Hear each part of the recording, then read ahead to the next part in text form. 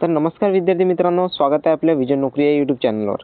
The Parbhani district cooperative बँकमध्ये विद्यार्थी मित्रांनो पदभरती जी आहे ती आलेली आहे. वेबसाईटची लिंक म्हणजे अप्लाय करायची लिंक तुम्हाला आजपासून ओपन झालेली आहे. लिंक तुम्हाला आपल्या डिस्क्रिप्शनमध्ये मिळून जाईल किंवा टेलिग्राम ग्रुप जॉईन करा विद्यार्थी मित्रांनो. त्यामध्ये तुम्हाला अप्लायपासून तर जॉईनिंगपर्यंत सर्व प्रोसेस जी आहे ते स्टेप बाय स्टेप माहिती तुम्हाला पुरवल्या जाईल. ठीक आहे. व्हिडिओला सुरुवात करायच्या अगोदर विद्यार्थी मित्रांनो तुम्हाला एक महत्त्वपूर्ण माहिती देऊन देतो. यामध्ये स्ट्रॅटेजी वाईज तुम्हाला सिलेक्शन कशा प्रकारे होईल. तर विद्यार्थी मित्रांनो, तुम्हाला जर महाराष्ट्रातल्या कुठल्याही DCC बँकेत तुम्हाला सिलेक्शन पाहिजे असेल तर त्यासाठी इम्पॉर्टंट आहे विद्यार्थी मित्रांनो मागील वर्षीय प्रश्नपत्रिकेवर प्रॅक्टिस असणं. त्यानंतर विद्यार्थी मित्रांनो DCC बँकेच्या सब्जेक्ट वाईज नोट्सचा तुम्ही अभ्यास करणं. फॉर एक्झाम्पल कृषी व ग्रामीण अर्थव्यवस्था, संगणक, बँकिंग व सहकारच्या रिलेटेड जे आहे विद्यार्थी मित्रांनो प्रश्नपत्रिकेवर तुम्हाला अभ्यास करावा लागेल. ठीक आहे. नोट्सचा तुम्हाला अभ्यास करावा लागेल. GK व चालू घडामोडी, गणित व बुद्धिमत्ता, त्यानंतर इंग्रजी, मराठी यासारख्या विषयावर तुम्हाला अभ्यास करावा लागेल विद्यार्थी मित्रांनो. ठीक आहे. त्यानंतर तुम्हाला 40+ क्वेश्चन पेपर जे आहे ते तुम्हाला प्रॅक्टिस करण्यासाठी मिळणार आहे प्रिव्हियस इयर. ठीक आहे. त्यानंतर विद्यार्थी मित्रांनो याची जी फीस ठेवली आहे एकदम मिनिमम 100 अड्रेस ठेवलेली आहे विद्यार्थी मित्रांनो. दिलेल्या नंबरवर मेसेज करा आणि स्टडी मटेरियल तुम्ही प्राप्त करा. तर विद्यार्थी मित्रांनो त्यानंतर अशा प्रकारे आपले विद्यार्थी जे आहे ते अपकमिंग DCC बँकेत म्हणजे अगोदर जे झालेले होते विद्यार्थी मित्रांनो ठाणे DCC बँक असो किंवा कुठलीही DCC बँकमध्ये हो त्यामध्ये विद्यार्थी मित्रांनो आपले विद्यार्थी जे आहेत ते सिलेक्ट होत आहे. तुम्ही सुद्धा सिलेक्शन घ्या विद्यार्थी मित्रांनो. आणि खास करून जे आहे ते संगणक आणि कृषी व ग्रामीण अर्थव्यवस्था, संगणक, IMP, GK, बुद्धिमत्ता, बँकिंग व सहकार या विषयावर तुम्ही जास्त अभ्यास करा विद्यार्थी मित्रांनो जर तुम्हाला कोऑपरेटिव्ह बँकेत सिलेक्शन पाहिजे असेल. ठीक आहे. विजन नोकरीची टीम तुम्हाला पुरेपूर सपोर्ट करणार आहे. त्यानंतर विद्यार्थी मित्रांनो आपण आता व्हिडिओला सुरुवात करूया. तर विद्यार्थी मित्रांनो a candidate can apply only for one position, not more than one application should be submitted by any candidate. एकापेक्षा जास्त जे आहे विद्यार्थी मित्रांनो तुम्ही पदासाठी अप्लाय करू शकत नाही. In case of multiple application only the latest valid म्हणजे जे विद्यार्थी मित्रांनो ज्यामध्ये तुम्ही फीज जे आहे तुमची कंप्लीट करून देसाल ते ॲप्लिकेशन जे आहे ते तुम्हाला रिटर्न केलं जाईल म्हणजे ग्राह्य धरल्या जाईल. ठीक आहे. त्यानंतर the process of registration application completed only when fee is deposit. जेव्हा तुम्ही परीक्षा फी जी आहे ते सक्सेसफुली ऑनलाईन मोडने कंप्लीट करून देसाल तेव्हा तुमचा फॉर्म जो आहे विद्यार्थी मित्रांनो तो एक्सेप्ट होऊन जाईल. त्यानंतर नंतरची माहिती आपण जाणून घेऊ. ठीक आहे. तर रिक्रुटमेंट डिटेल्स जाणून घेऊ विद्यार्थी मित्रांनो. पहिल्या पदासाठी जे आहे लॉ ऑफिसर यासाठी नंबर ऑफ वॅकन्सी 2 आहे. ठीक आहे. यासाठी डिग्री आणि स्ट्रीम जे आहे ते LLB from recognised university with 50% marks तुम्हाला पाहिजे विद्यार्थी मित्रांनो. पोस्ट क्वालिफिकेशन आणि वर्क एक्सपिरियन्स यासाठी मिनिमम 2 इयर्स मागितले आहे. त्यानंतर एज लिमिट जे आहे ते 21 ते 38 वर्षापर्यंत. त्यानंतर चार्टर्ड अकाउंट हे पद आहे विद्यार्थी मित्रांनो. यासाठी ओनली 1 वॅकन्सी आहे. चार्टर्ड अकाउंट जे आहे ते डिग्री किंवा स्ट्रीममधून तुम्ही कंप्लीट करायला पाहिजे CA डिग्री. त्यानंतर मिनिमम 2 इयर्स यासाठी क्वालिफिकेशन हे लागणार आहे एक्सपिरियन्स. त्यानंतर मिनिमम 21 ते 38 वर्षापर्यंत एज लिमिट आहे. त्यानंतर विद्यार्थी मित्रांनो तिसरं पद जे आहे ते जाणून घेऊ आपण.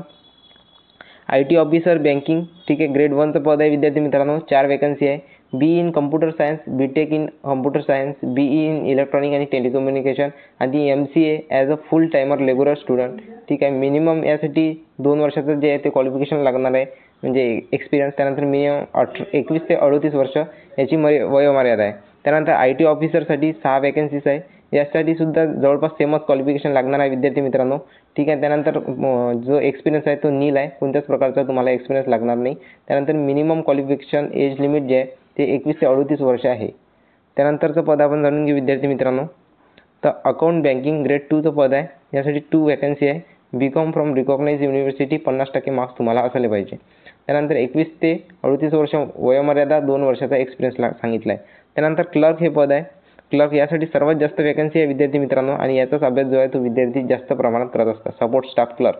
तर यासाठी graduate from any recognised university 50 mark तुम्हाला लागणार आहे म्हणजे 50% मार्क्स तुम्हाला ग्रॅज्युएशनला.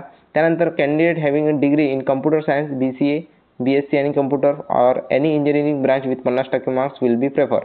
ठीक आहे. जर विद्यार्थी मित्रांनो हे जे स्टेनोग्राफर पद हे अलग पद आहे. यासाठी 1 वॅकन्सी आहे. यासाठी stenographer should be pass the examination of stenographer.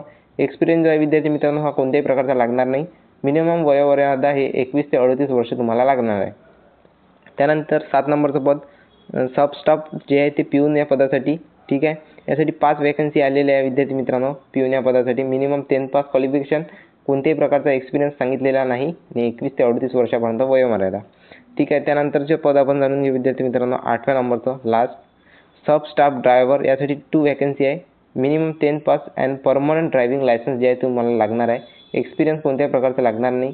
21 ते 38 वर्ष वयोमर्यादा आहे यासाठी.